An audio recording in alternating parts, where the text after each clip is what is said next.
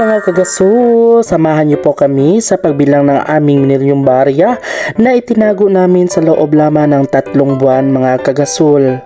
Hello mga kagasul! Welcome back to my vlog and this is your Kalan Queen, ang igat pa sa tanang igat, Kalan Queen! Kaya mapapasabi ka na lang ng agoy for doing na pod.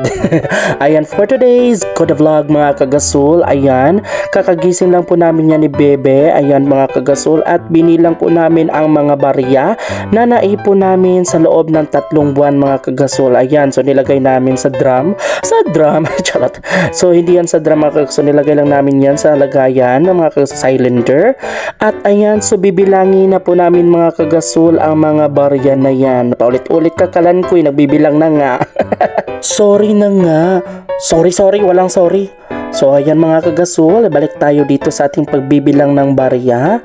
Ayan, at matapos po na bilangin po mga kagasul, ay unti-unti naman natin ilagay ito mga kagasul sa plastic.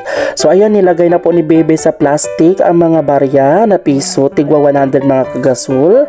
At ayan mga kagasul, habang tayo ay nagbibilang ng mga barya, ay magkape muna tayo mga kagasul. Ayan, hindi talaga makukumpleto ang umaga pag walang kape.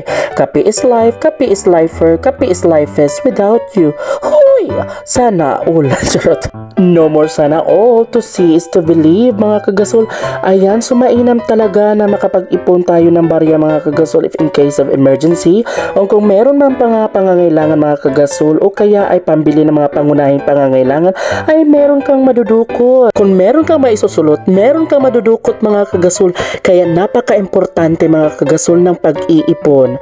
Ayan, walang masama na mag-iipon kung sa alkansya or sa bangko mga kagasul.